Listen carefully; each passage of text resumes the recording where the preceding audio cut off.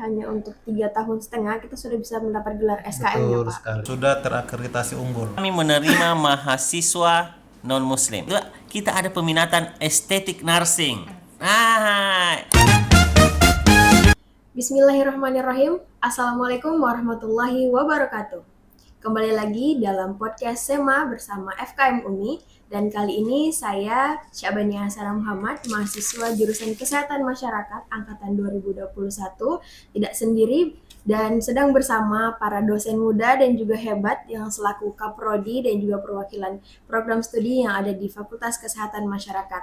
Nah, dalam episode kali ini kita akan membahas tentang apa saja yang ada jurusan yang ada di Fakultas Kesehatan Masyarakat dan bagaimana jenjang karir alumni dan track record para alumni yang ada di Fakultas Kesehatan Masyarakat. Nah, untuk bersama saya kali ini telah hadir Bapak Mansur Sididi SKM MKes selaku Ketua Prodi S1 Kesehatan Masyarakat. Assalamualaikum Bapak, apa kabar? Waalaikumsalam warahmatullahi wabarakatuh. Kabar baik. Oke, selanjutnya telah hadir bersama kita Pak Akbar Asfar, SKep Nurse MKes MKep, selaku Sekretaris Prodi Nurse Keperawatan. Assalamualaikum Bapak. Waalaikumsalam. Apa kabar hari ini Pak? Alhamdulillah luar biasa. Alhamdulillah. Selanjutnya telah hadir juga bersama kami yaitu Ibu Asrida M. Esit MKes selaku Ketua Program Studi D3 Kebidanan. Assalamualaikum Ibu, apa kabar pagi ini? Waalaikumsalam, alhamdulillah baik. Alhamdulillah. Nah, Syaban sudah nggak sabar nih ingin berbincang dengan para dosen muda dan juga hebat yang telah menjadi ketua program studi yang ada di Fakultas Kesehatan Masyarakat. Untuk pertanyaan pertama ini Pak, saya sebagai mahasiswa kesehatan masyarakat selalu bertemu dengan orang baru masyarakat ketika pulang kampung selalu ditanyakan apa itu kesehatan masyarakat. Mungkin bisa dijelaskan sedikit apa itu kesehatan masyarakat dan kita ngapain dan pelajari apa dalam situ Pak? Ya. Jadi berbicara tentang kesehatan masyarakat itu ya.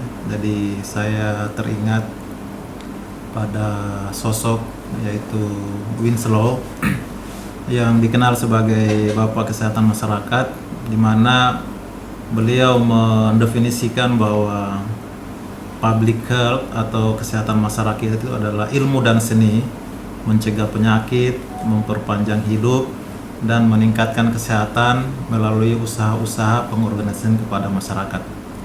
Kemudian tadi sempat disinggung apa sih yang membedakan kesehatan masyarakat ini dengan misalnya kedokteran, perawat, bidan, atau kedokteran gigi. Jadi yang perlu digarisbawahi bahwa kesehatan masyarakat itu ya fokus utamanya adalah masyarakat populasi besar ya, penduduk. Sehingga fokus pendekatan yang dilakukan di kesehatan masyarakat itu dia bersifat promotif dan preventif. Jadi di upaya promotif ya itu kita bagaimana ya meningkatkan ya taraf hidup masyarakat melalui misalnya makan makanan bergizi ya sehingga nanti tidak sakit. Di tahap preventif itu juga bagaimana caranya agar masyarakat ini dia tidak sakit ya, karena kalau sudah sakit ya berarti itu sudah ranahnya di dokter atau perkiraan seperti itu.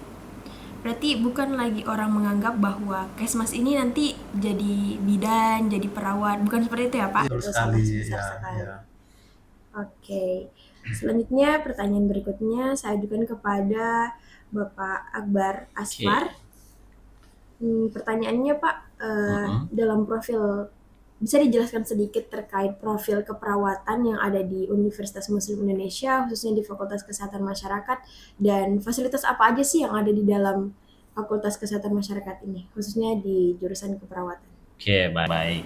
Jadi untuk seluruh penonton yang ada di seluruh Indonesia, jadi perkenalkan sedikit tentang Prodi Pendidikan Nurse. Jadi di Prodi Pendidikan Nurse itu ada dua program studi, yaitu S1 Keperawatan dan Profesi Nurse. Nah, untuk yang S1 Keperawatan itu adalah tahapan sarjana.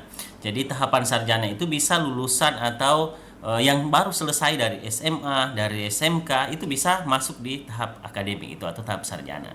Sedangkan untuk tahap profesi atau dikenal dengan profesi nurse itu adalah lanjutan lanjutan dari tahap sarjana yang sudah selesai, baik yang belum bekerja maupun yang sudah bekerja, semua bisa gabung. Nah, apa itu yang menjadi keperawatan di situ adalah bagaimana alumni kita dihasilkan atau dicetak. Yang pertama adalah menjadi care provider, pemberi asuhan keperawatan. Jadi diharapkan alumni-alumni kami yang kami hasilkan dari program studi pendidikan nurse itu mampu memberi asuhan keperawatan. Yang kedua adalah sebagai community leader, jadi pemimpin di komunitas. Kemudian manager, educator, dan yang terakhir adalah researcher. Jadi nanti kalau Sabah misalnya pulang ke kampung lihat, oh ada perawat yang kerja di rumah sakit. Nah, dia menerapkan itu perannya sebagai care provider. Kerja di klinik, care provider. Lah, kita ke puskesmas misalnya, oh ternyata ada community leader. Dia memimpin di komunitas, dia menjadi perawat di komunitas. Kemudian apalagi, oh ternyata ada juga seperti Pak Akbar ini, Nas Akbar ini, dia tidak kerja di rumah sakit, tetapi dia di pendidikan. Dia sebagai educator. Dia menjadi manajer, ya. Dia menerapkan fungsi-fungsi manajemen. Kemudian yang terakhir adalah researcher. Ternyata di keperawatan juga itu bisa menjadi seorang peneliti. Nah, itu. Kemudian di profesi nurse, nah ini yang paling menguntungkan saat ini. Ada program baru kita yang normalnya untuk tahap sarjana itu ditempuh kurang lebih selama 8 semester atau 7 sampai 8 semester. Nah, atau 3,5 tahun untuk tahap sarjana. Sekarang ada program baru khusus yang sudah bekerja atau yang sudah selesai lebih dari 2 tahun. 2 tahun setelah selesai untuk D3-nya itu bisa hanya menempuh tahap sarjana hanya selama 2 semester saja, atau dikenal dengan program RPL. Nah, untuk tahap nurse atau tahap profesi dia hanya menempuh selama 6 bulan saja. Jadi hanya 6 bulan dia sudah bisa mendapatkan gelar nurse. Nah, yang paling menguntungkan apa? Dia tidak meninggalkan tempat kerjanya. Jadi dia tetap bekerja di tempat kerjanya. Berarti jarak jauh ya kuliahnya, Pak? Secara jarak jauh. Oke. Ya, jadi memang dan kita sudah diakui oleh pemerintah melalui Sierra, ada sertifikat kita untuk diakui sebagai program rekognisi atau RPL. Ya, itu. Nah, untuk fasilitas. Nah, untuk fasilitas saat ini saya urai dulu pertama dari fasilitas, ya. Dari fasilitas itu kita sangat-sangat memadai. Tapi sebelum ke fasilitas saya mau singgung tentang akreditasi. Akreditasi Universitas Muslim Indonesia saat ini adalah akreditasi unggul. Nah, ini yang memudahkan alumni kami di program studi keperawatan maupun di profesi nurse dan FKM pada umumnya untuk lulus ASN melalui jalur cum laude. Di formasi ASN itu kan ada jalur cum laude. Nah, syaratnya adalah institusinya harus akreditasi unggul. Nah, itu kita ada di UMI. Itu yang paling menguntungkan. Yang kedua adalah akreditasi program studi. Akreditasi program studi semua akreditasi baik sekali. Khususnya kami di pendidikan nurse sehingga memudahkan secara administrasi baik itu yang sudah kerja maupun yang belum bekerja untuk diakui secara legal. Nah, itu. Kemudian apa lagi? Selanjutnya adalah fasilitas. Fasilitas yang ada di program studi pendidikan nurse adalah fasilitas terupdate, terbarukan. Kita punya lab, kita punya laboratorium yang terdiri dari laboratorium keperawatan dasar, laboratorium keperawatan medikal bedah, kemudian laboratorium anak, laboratorium maternitas, laboratorium gerontik, kemudian ada laboratorium biomedik, laboratorium komunitas, keluarga, dan yang paling menguntungkan adalah kita punya laboratorium holistik. Nah, holistik ini mahasiswa diajarkan untuk bagaimana dia melakukan kegiatan atau terapi komplementer secara mandiri. Nah, itu. Nah, apalagi yang paling menguntungkan dari fasilitas ini? Ternyata semua fasilitas ini dapat diakses secara gratis. Tidak ada lagi biaya tambahan. Jadi mau praktik laboratorium, mau praktik klinik, tidak ada lagi biaya tambahan. Nah, itu. Nah, ini baru fasilitas di dalam kampus. Akses wifi, semua gratis. Nah, apalagi yang perlu diketahui masyarakat umum adalah kita memiliki rumah sakit sendiri. Nah, rumah sakit itu dikenal dengan nama Rumah Sakit Ibnu Sina. Itu berada di depan kampus. Jadi mahasiswa mau praktik itu sisa kampus, ke rumah sakit, nyebrang aja. sisa nyebrang. Ya. Kemudian apalagi? Ternyata ada program. Programnya adalah bukan hanya untuk lahan praktik, tetapi begitu ada mahasiswa yang misalnya mengalami masalah kesehatan, itu dapat dilayani di Rumah Sakit Ibnu Sina. Dan itu ada potongan. Ya, untuk mahasiswa. Mungkin Alfat sudah pernah melihat temannya atau mendengar, dibawa ke Rumah Sakit Ibnu Sina, termasuk praktik di Rumah Sakit Ibnu Sina. Kemudian kita ada rusunawa. Jadi calon mahasiswa keperawatan maupun profesional yang ingin tinggal di rusunawa, kita ada rusunawa. Dan yang paling menguntungkan dan mungkin orang tua akan cari adalah pembinaan karakter kita. Kita ada fasilitas pesantren mahasiswa Darul Mukhlisin pada Lampe. Nah, ini baik mahasiswa S1 keperawatan maupun profesional itu diwajibkan untuk ikut kegiatan. Nah, kalau untuk tahap S1 itu kurang lebih 1 bulan dia diajari tentang bagaimana dididik sehingga nanti menghasilkan alumni yang memiliki ilmu amalia, beramal ilmiah, berilmu amalia dan berakhlakul karimah. Nah, itu. Nah, untuk profesional itu kurang lebih 3 hari saja karena dia sudah tahap profesi. Nah, kemudian fasilitas penunjang untuk tahap profesi. Kalau tadi S1 dan profesional, kita juga punya mitra rumah sakit. Yang mana itu mitra rumah sakit? Wahana tempat praktek, ada rumah sakit tipe A, rumah sakit tipe B, tipe C, klinik, puskesmas maupun komunitas. Kita semua punya itu. Dan UMI memiliki wilayah binaan. Nah, untuk rumah sakit itu semua juga gratis, tidak ada lagi biaya tambahan. Pernah dengar bahwa ternyata kuliah di keperawatan UMI itu mahal. Saya sampaikan bahwa hampir semua mahasiswa mengatakan tidak mahal. Atau nurse termurah atau S1 termurah. Kenapa dikatakan S1 termurah ataupun nurse termurah? Karena tidak ada lagi biaya tambahan.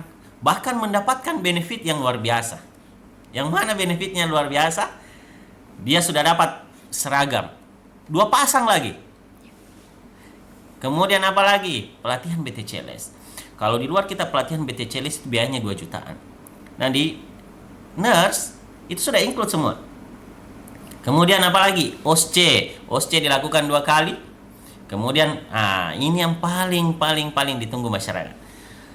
Praktik mahasiswa di rumah sakit, di puskesmas, di komunitas, di klinik, semua gratis. Tidak ada lagi biaya tambahan. Jadi hanya dengan membayar SPP-nya saja itu sudah include semuanya. Dan SPP-nya pun juga murah. Apa yang paling murahnya adalah bisa dicicil, bisa diangsur dia. Berapa kemampuannya? Nah, sekarang di profesi nurse ada promo. Namanya promo gelegar.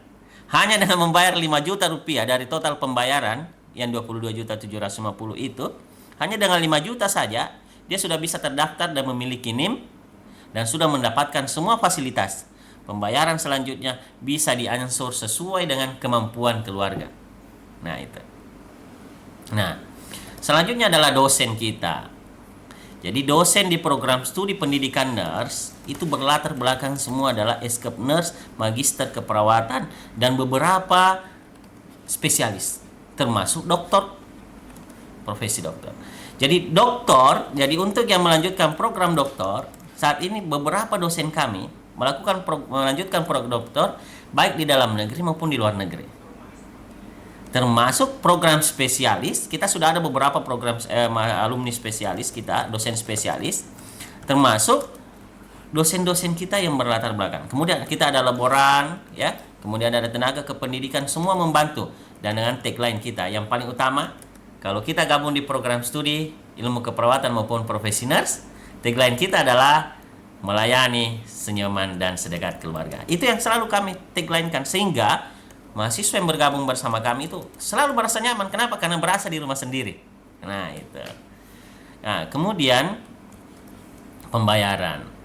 Pembayaran untuk di program studi pendidikan nurse itu semua seperti yang saya sampaikan tadi dapat diangsur, kemudian bisa dicicil dengan berbagai benefit gratis. Tidak ada lagi biaya tambahan. Jadi kemudian ada yang memiliki masalah, misalnya saya belum bisa bayar SPP, semua bisa dikomunikasikan.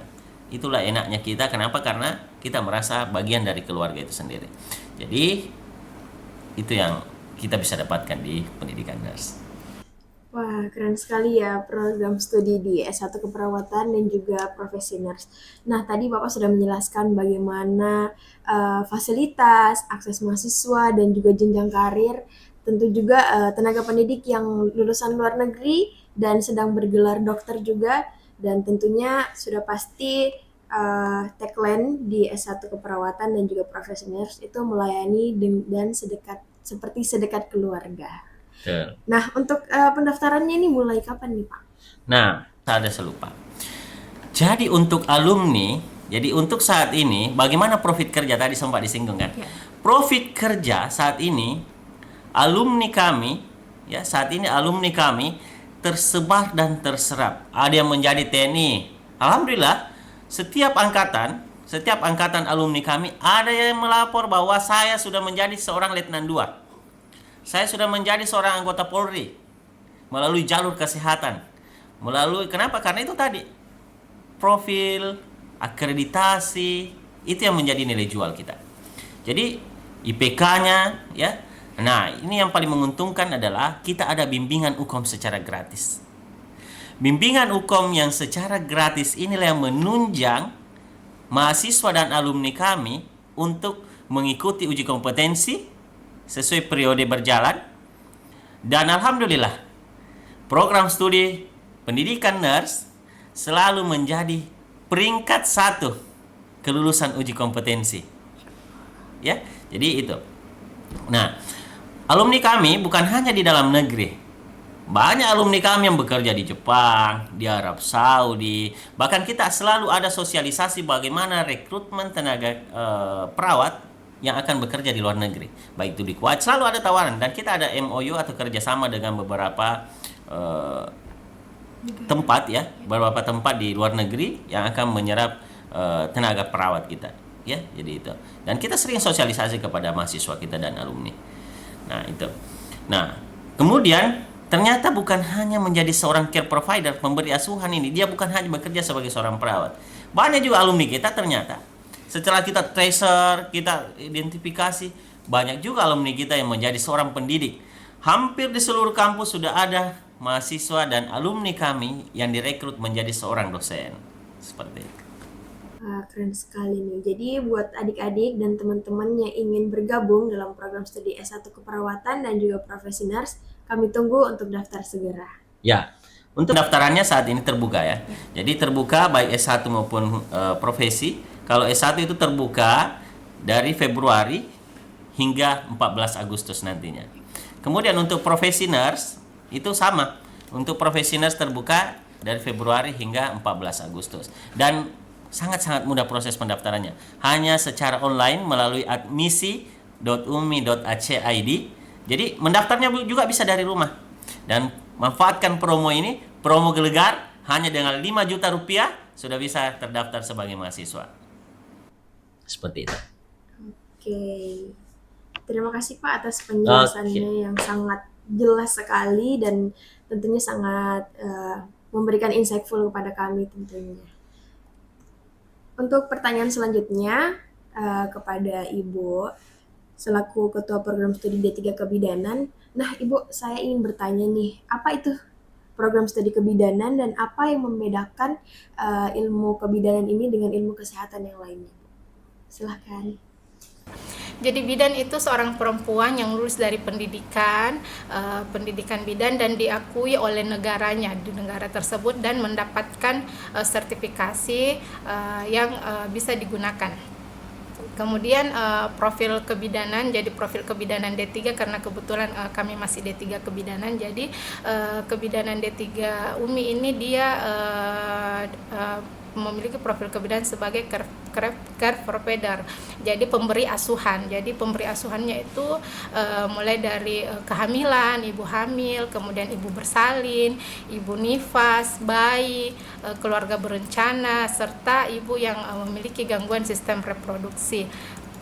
Jadi nanti alumni kami ini bagaimana mereka dituntut untuk dapat memberikan asuhan yang baik. Nah, kelebihan kebidanan kami di sini juga itu dia selain memberikan asuhan yang secara umum secara teori tentang kehamilan, jadi dia dibekali dengan ilmu Islaminya.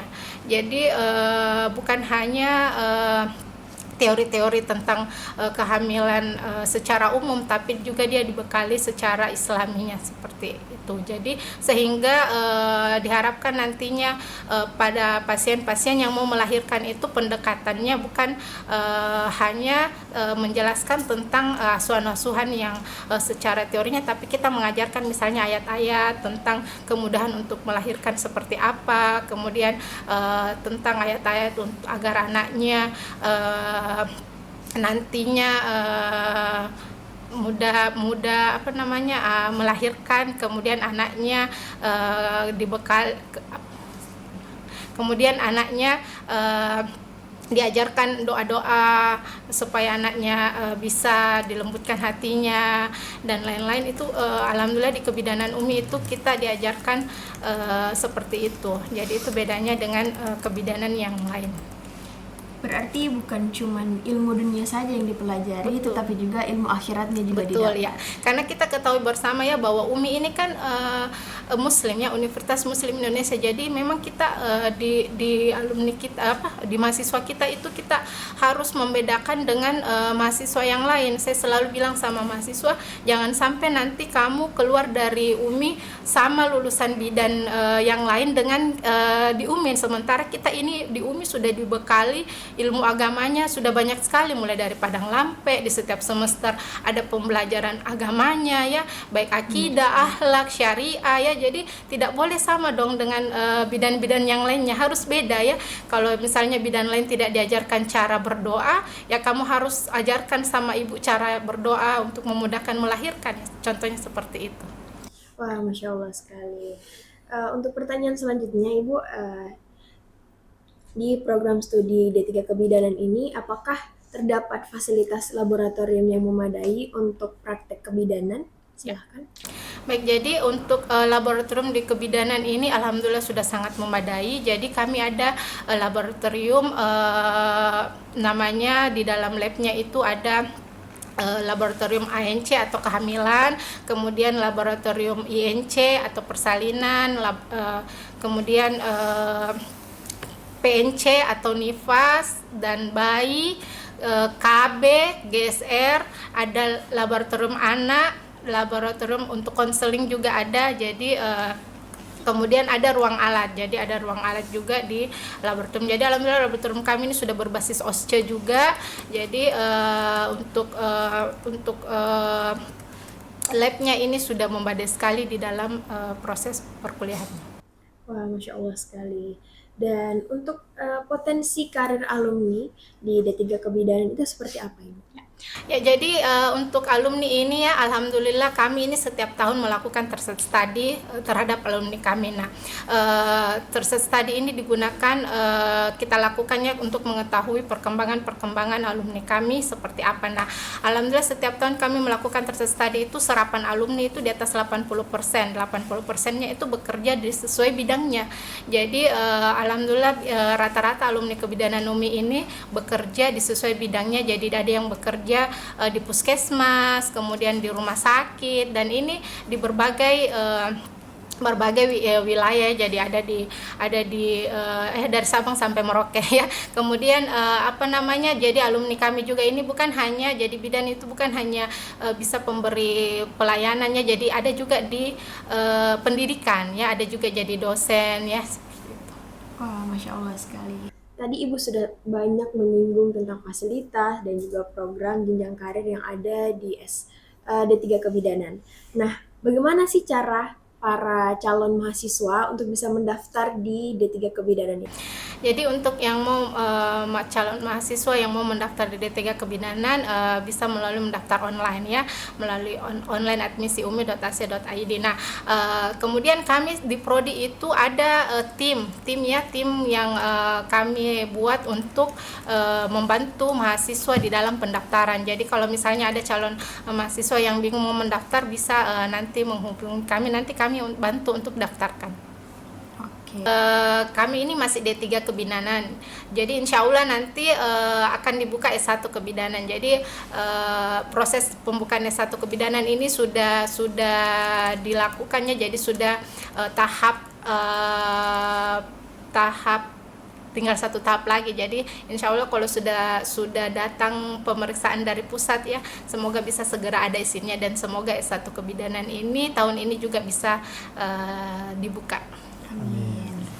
Baik, terima kasih atas informasi yang sangat jelas dan saya yakin pasti adik-adik yang ada di rumah sudah tidak sabar sekali untuk bisa bergabung bersama kami di Fakultas Kesehatan Masyarakat. Untuk di jurusan S1 Keperawatan dan juga Profesi Nurse, bagaimana sistem kurikulum program studi yang dijalankan dan bagaimana pengintegrasian teori dan praktek di dalam bidang kesehatan tersebut? Bisa dijelaskan, Pak? Oke, baik.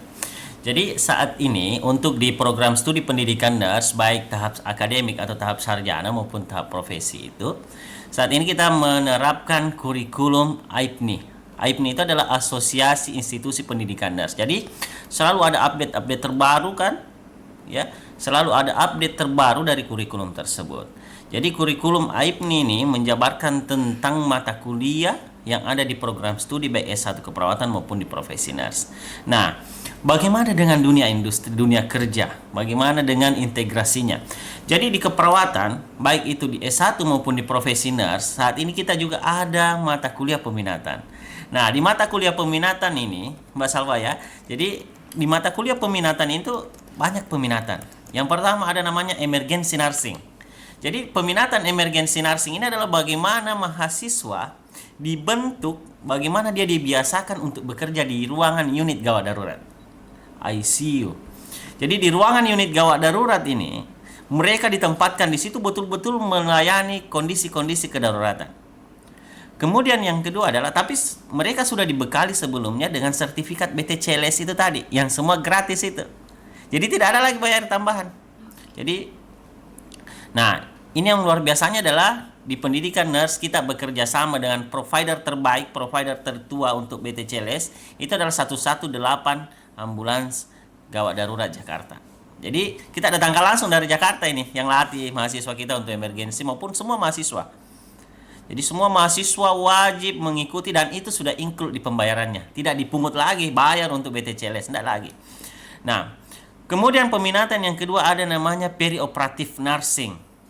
Perioperatif nursing itu mahasiswa betul-betul ditempatkan untuk praktik di ruangan kamar operasi. Jadi misalnya nih Mbak Salwa, saya tertarik sekali nih di ruangan kamar operasi. Nah, maka di situ terus dia melihat itu bagaimana proses operasi. Kemudian ada namanya komunitas and complementary nursing. Jadi ada complementary nursing, ada community nursing. Nah, untuk complementary nursing ini dia ada itu di situ diajar ditempatkan praktik di klinik-klinik holistik. Jadi dia pernah dengar bekam? Nah, itu ada peminatan kita dan itu keunggulan kita. Jadi selain tindakan invasif, mahasiswa kita juga disiapkan bagaimana mahasiswa kita mampu melakukan pengobatan komplementer itu. Jadi dia diajari bekam, akupresur, yoga, meditasi, guided imagery, banyak.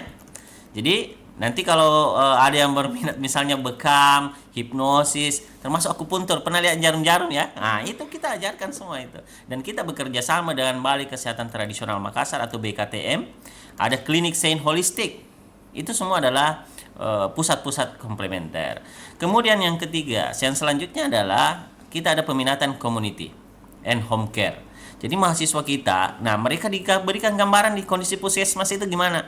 Jadi bukan hanya tadi kesehatan masyarakat, tapi mahasiswa kami di keperawatan, baik itu di S1 maupun di Profesioners, itu dikenalkan di dalamnya bagaimana program puskesmas, bagaimana menerapkan upaya tadi, baik upaya promotif, preventif, kuratif, dan rehabilitatif, termasuk resosialitatif. Itu kita ajarkan semua di situ. Nah, kemudian ini yang paling menarik ini bagi ladies baik untuk gadis girls ini, apa itu? Kita ada peminatan estetik nursing. Nah, di mana dia praktik? Di klinik-klinik kecantikan. Jadi estetik nursing ini selalu diikuti oleh peminatnya adalah mahasiswa perempuan. Jadi diajari bagaimana facial, diajari bagaimana mengatasi jerawat. Jadi mereka biasanya selesai praktik di sana kinclong-kinclong. Facial dia menggunakan skincare dan sebagainya. Nah, kemudian peminatan yang terakhir ada namanya peminatan CVCU, kardiovaskuler. Jadi mereka ditempatkan di ruangan CVCU untuk menangani kondisi-kondisi kardio, penyakit-penyakit jantung. Jadi mereka memang melihat, mereka menerapkan ilmunya itu, dan mereka dibimbing oleh pembimbing yang memiliki kompetensi di situ, sehingga mereka memiliki memang kompetensi. Mereka memiliki kompetensi sehingga terlampir di transkripnya. Oh, dia peminatan CVCU sebelumnya. Oh, dia peminatan perioperatif, sehingga dia mau bekerja sudah ada penunjang bahwa oh memang dia peminat emergensi, siap ditempatkan di UGD. Dia ada wound care. Nah, ini yang paling menarik. Kita juga ada wound care, perawatan luka. Sekarang Indonesia ya, penyakit tidak menular memiliki prevalensi angka tertinggi. Nah, kita antisipasi dengan wound care. Kenapa? Luka diabetik pasti akan meningkat. Ya, luka diabetik akan meningkat, otomatis dia membutuhkan perawatan luka. Sehingga mahasiswa kami tidak hanya siap untuk bekerja di rumah sakit saja, tetapi dia bisa melakukan home care atau perawatan mandiri. Dia punya kompetensi itu dan ditunjang oleh laboratorium kita. Semua itu gratis. Jadi praktik di tempat itu semua gratis, tidak ada lagi biaya tambahan. Nah, untuk informasi-informasi itu tentang bagaimana keperawatan UMI, bagaimana track recordnya, ini yang harus saya sampaikan kepada seluruh calon mahasiswa baru. Pilihlah kampus dengan bijak. Kenapa? Kita harus tahu track recordnya, akreditasinya, bagaimana pembayarannya. Jangan sampai kelihatannya murah tetapi ternyata banyak pembayaran tambahan. Kami sampaikan di Universitas Muslim Indonesia, khususnya di program studi pendidikan nurse, S1 keperawatan maupun profesioners, tidak ada lagi biaya tambahan.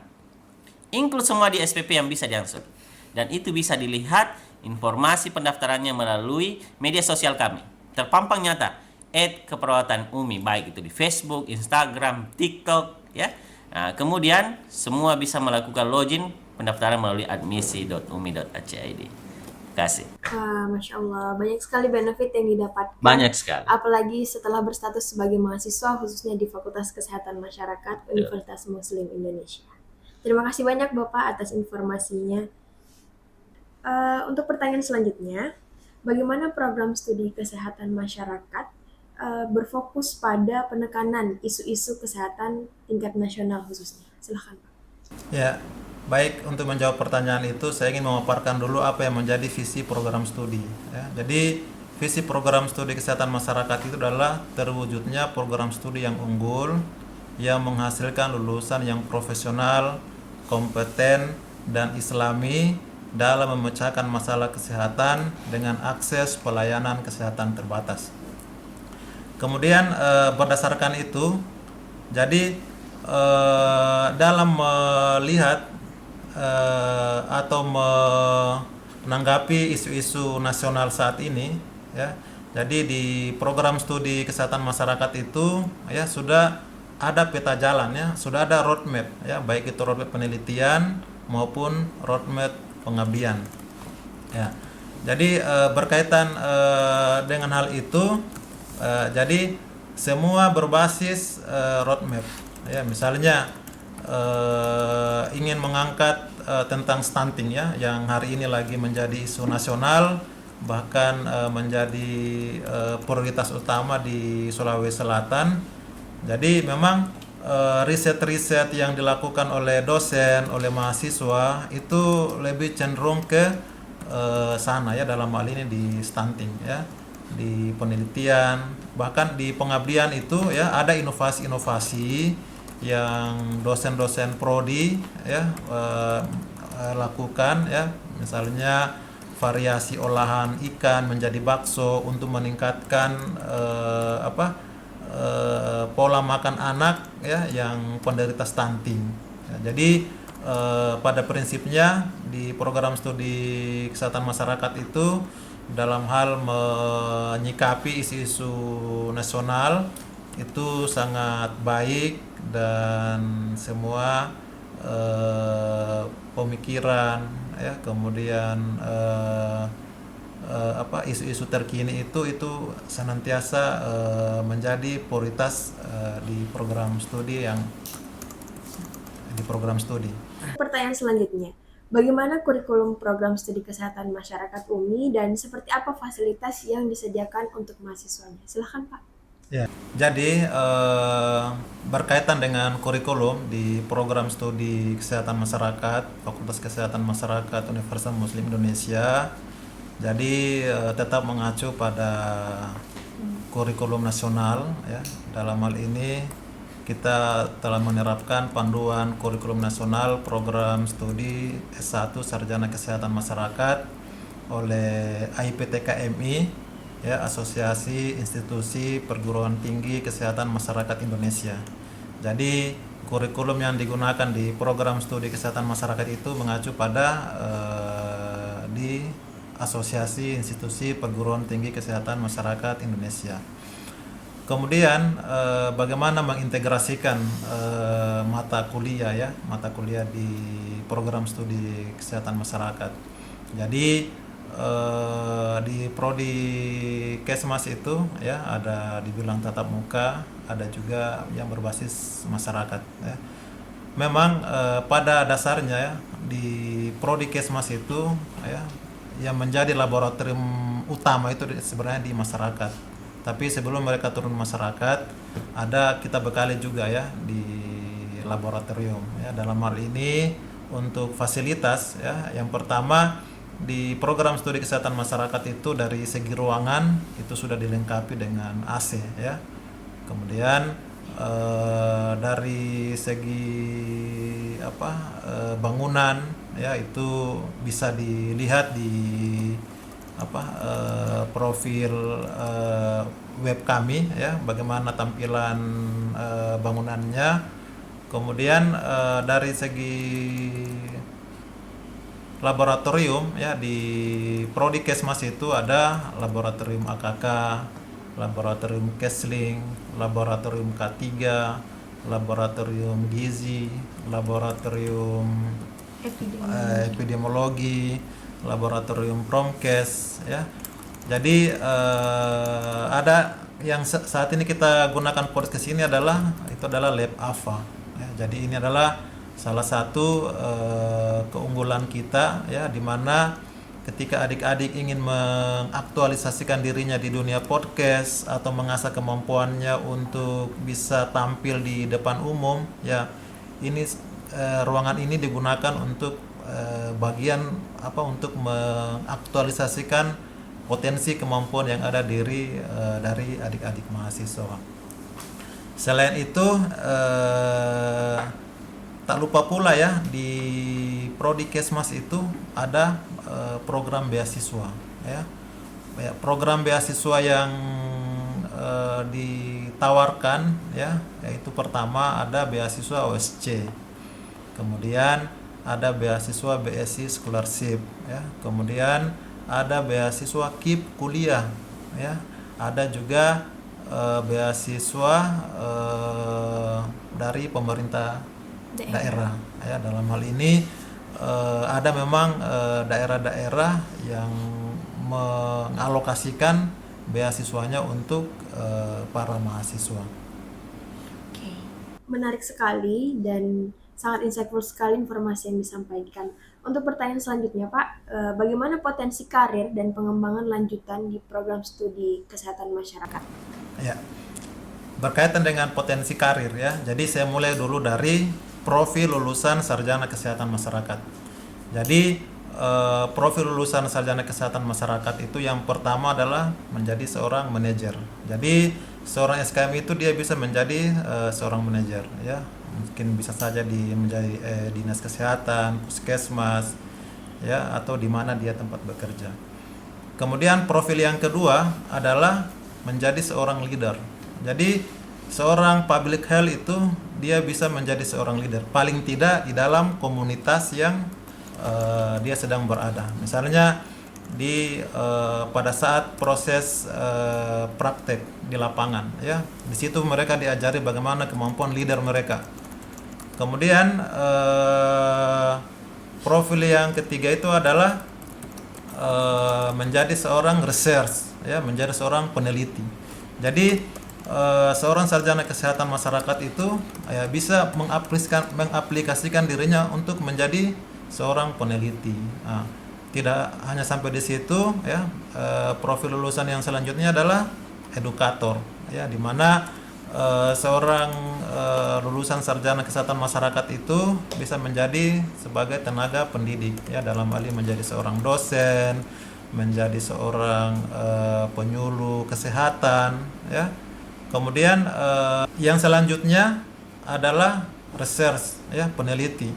Jadi seorang sarjana kesehatan masyarakat itu bisa menjadi seorang peneliti nantinya. Kemudian ada edukator, ya. Edukator itu adalah pendidik, ya. Jadi seorang sarjana kesehatan masyarakat itu bisa menjadi seorang pendidik. Yang selanjutnya adalah komunikator, ya. Untuk komunikator di sini, ya, jadi seorang sarjana kesehatan masyarakat itu bisa menjadi influencer, ya. Influencer di bidang kesehatan, ya, misalnya aktif di YouTuber, kemudian selebgram, ya, konten kreator yang khusus mengangkat tentang isu-isu kesehatan, ya. Kemudian seorang sarjana kesehatan masyarakat itu bisa menjadi entrepreneur, ya, wirausahawan, ya, dalam hal ini di bidang kesehatan.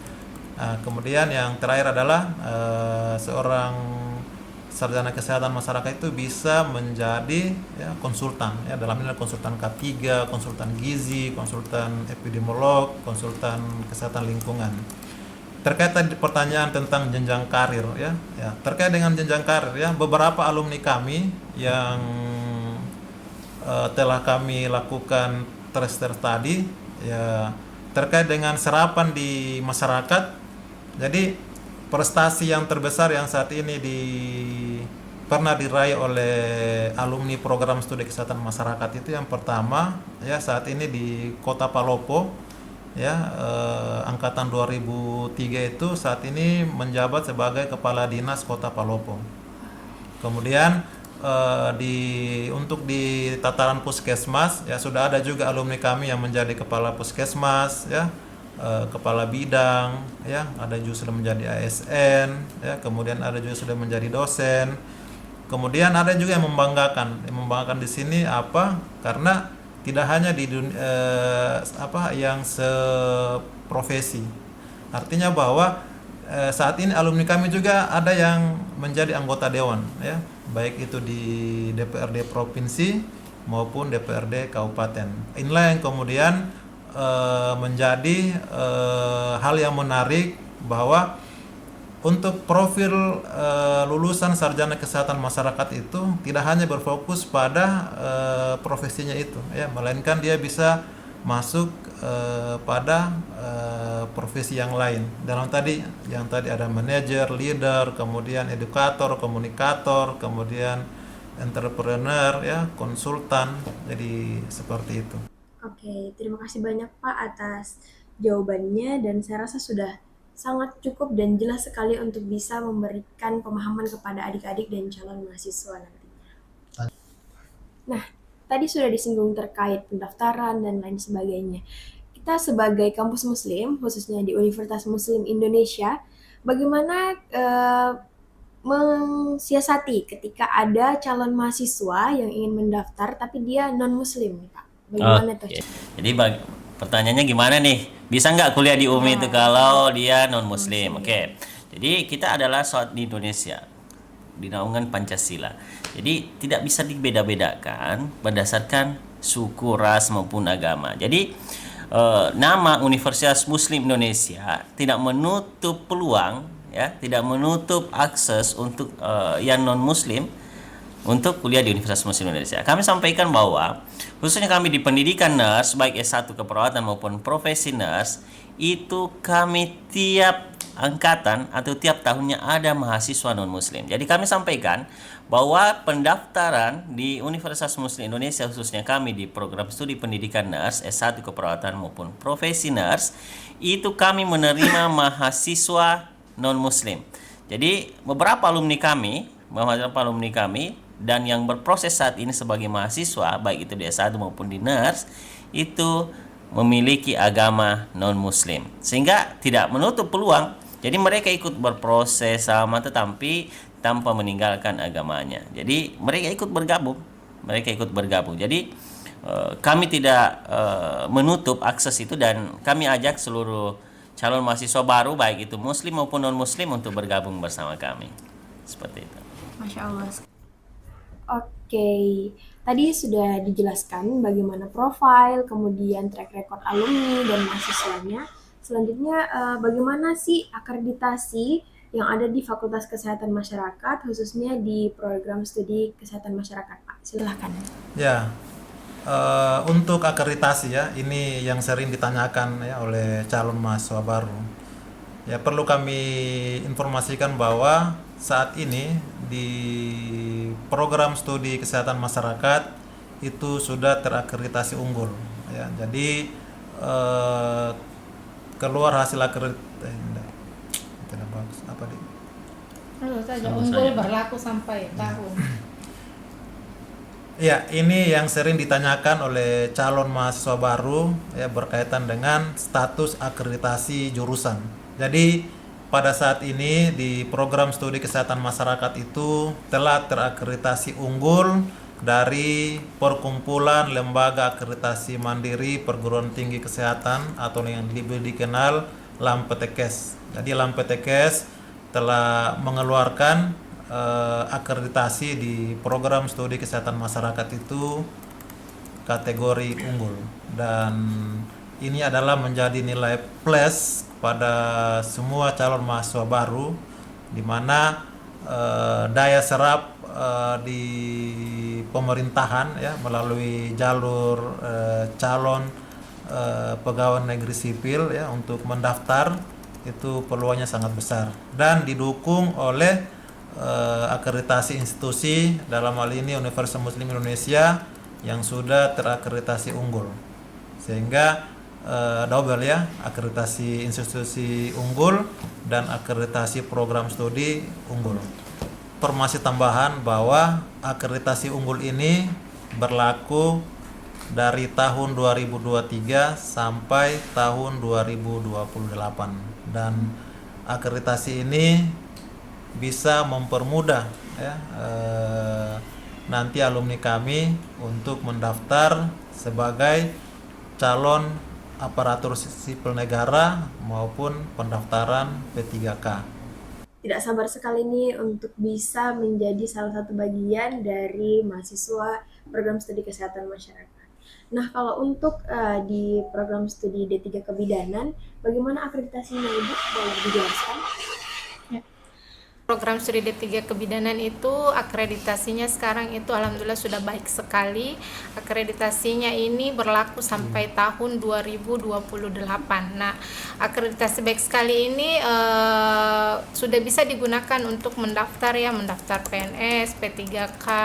Ya, jadi ditambah juga kita akreditasi institusi unggul. Jadi alhamdulillah sudah memadai untuk alumni kami untuk melamar pekerjaan. Untuk melengkapi podcast hari ini, kami dari Senat Mahasiswa telah melakukan polling di Instagram Senat SEMA FKM UMI dan telah menyaring beberapa pertanyaan yang diberikan oleh teman-teman dan adik-adik yang ada di rumah. Nah, untuk pertanyaan pertama, apa saja peminatan yang ada di program studi S1 Kesehatan Masyarakat? Boleh dijelaskan, Pak? Ya, peminatan yang ada di program studi kesehatan masyarakat, yang pertama itu ada epidemiologi, yang kedua ada kesehatan lingkungan, yang ketiga ada administrasi kebijakan kesehatan, yang ketiga adalah ada peminatan gizi kesehatan masyarakat, Yang kelima ada keselamatan dan kesehatan kerja, dan yang terakhir adalah peminatan promosi kesehatan. Oke. Selanjutnya, pertanyaan berikutnya kepada seluruh prodi. Berapa lama waktu yang dibutuhkan untuk menyelesaikan program sarjana di kesehatan masyarakat khususnya? Mulai dari program studi Kesmas dulu, Pak. Ya, sesuai aturan waktu kuliah di program studi kesehatan masyarakat itu sebanyak 8 semester. Dalam hal ini 4 tahun. Tapi di program studi kesehatan masyarakat bisa ditempuh dalam 3 tahun setengah. Jadi 3 tahun setengah ya Anda sudah bisa selesai. Karena dirancang dengan kurikulum untuk bisa mempercepat proses penyelesaian studi mahasiswa. Hanya untuk 3 tahun setengah kita sudah bisa mendapat gelar SKM ya, Betul Pak. sekali. Bagaimana dengan program studi S1 keperawatan dan juga profesi nurse? Jadi untuk di program studi ilmu keperawatan dan profesi nurse ya, jadi pada dasarnya sama. Jadi untuk di program S1 keperawatan khususnya jalur reguler ini ya, kan kita ada 2 program tadi kan. Jadi untuk yang jalur reguler itu dapat ditempuh dengan 7 semester atau hanya 3,5 tahun saja. Dan untuk program studi profesi nurse itu selama 2 semester atau 1 tahun. Nah, dengan adanya program rekognisi pembelajaran lampau atau RPL ini, khusus yang alumni dari D3 ya dari D3 yang sudah bekerja itu untuk tahap sarjana hanya ditempuh selama 2 semester saja atau 1 tahun. Dan untuk profesi nurse yang program RPL ini itu hanya selama 6 bulan saja sudah dapat gelar nurse. Berarti dan 1 dinyatakan semester aja ya, Pak? 1 semester saja sudah dapat gelar nurse dan dinyatakan selesai. Dan sisa mengikuti uji kompetensi, dan alhamdulillah selama ini program studi pendidikan nurse selalu dinyatakan kompeten. Seperti itu. Bagaimana dengan program studi D3 kebidanan? Silakan Ibu. Jadi kalau D3 kebidanan itu kita 6 semester. Jadi 6 semester dengan total SKS 113 SKS. Jadi kalau D3 kebidanan beda dengan S1 ya. Jadi karena kita D3 jadi memang kurikulumnya dia paket. Jadi semua dalam wajib menempuh selama 6 semester atau 3 tahun ya. Seperti itu. Pertanyaan yang paling menarik nih, Pak. Apakah program studi di Fakultas Kesehatan Masyarakat Universitas Muslim Indonesia mendukung program MBKM yang meliputi PMM, kemudian IISMA, kemudian magang, dan lain sebagainya? Dan bagaimana cara Prodi mendukung potensi mahasiswa untuk bisa berlomba dalam tingkat internal maupun di eksternal? Silahkan Pak, mungkin dari S1 ke Kesehatan Masyarakat dulu. Ya, di program studi kesehatan masyarakat sangat mendukung kebijakan pemerintah yaitu MBKM. Untuk di program studi kesehatan masyarakat itu ya beberapa mahasiswa kami ya mulai dari pertukaran mahasiswa, kemudian IISMA, kemudian MSIB itu beberapa angkatan itu telah kami berikan rekomendasi untuk mengikuti program tersebut. Dan untuk nilai mata kuliahnya itu akan dikonversi sesuai dengan bobot SKS yang telah diatur oleh MBKM. Jadi pada prinsipnya kami sangat mendukung dan mendorong mahasiswa-mahasiswa kami untuk mengikuti kegiatan MBKM yang telah dikeluarkan oleh pemerintah, dan kami sangat mensupport ya, dan sosialisasinya pun kalau misalnya telah ada, kami pasti share di grup-grup mahasiswa untuk mereka ketahui dan bisa mengetahui. Dan ketika butuh rekomendasi, tinggal ke program studi kami buatkan, dan kami cepat di dalam merespon setiap apa yang menjadi kebutuhan mahasiswa. Oke. Terima kasih Pak. Bagaimana dengan program studi S1 keperawatan dan profesi nurse, Pak? Oke, baik. Di dalam mendukung program pemerintah itu adalah harga mati, harus didukung ya.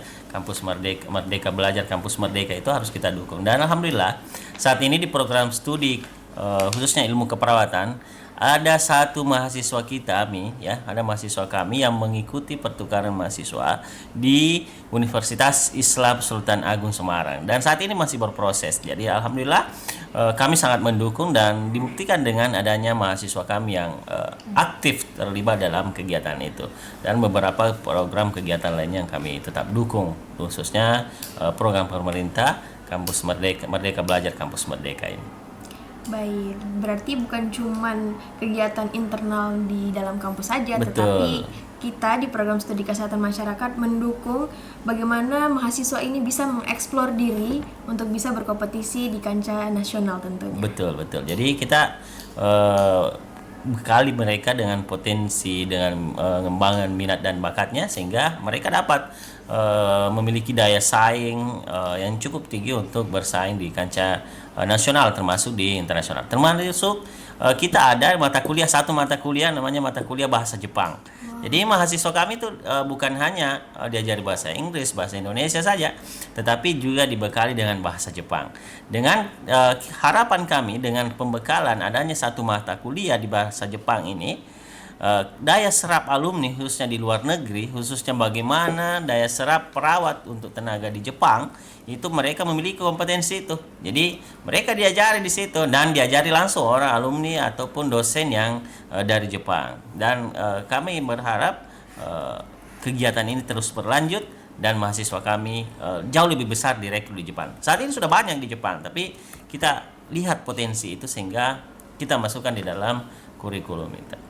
Berarti bukan cuman kegiatan internal di dalam kampus saja, Betul. tetapi kita di program studi kesehatan masyarakat mendukung bagaimana mahasiswa ini bisa mengeksplor diri untuk bisa berkompetisi di kancah nasional tentunya. Betul. Jadi kita bekali mereka dengan potensi, dengan pengembangan minat dan bakatnya sehingga mereka dapat memiliki daya saing yang cukup tinggi untuk bersaing di kancah nasional termasuk di internasional. Termasuk kita ada satu mata kuliah namanya mata kuliah bahasa Jepang. Jadi mahasiswa kami itu bukan hanya diajari bahasa Inggris, bahasa Indonesia saja, tetapi juga dibekali dengan bahasa Jepang.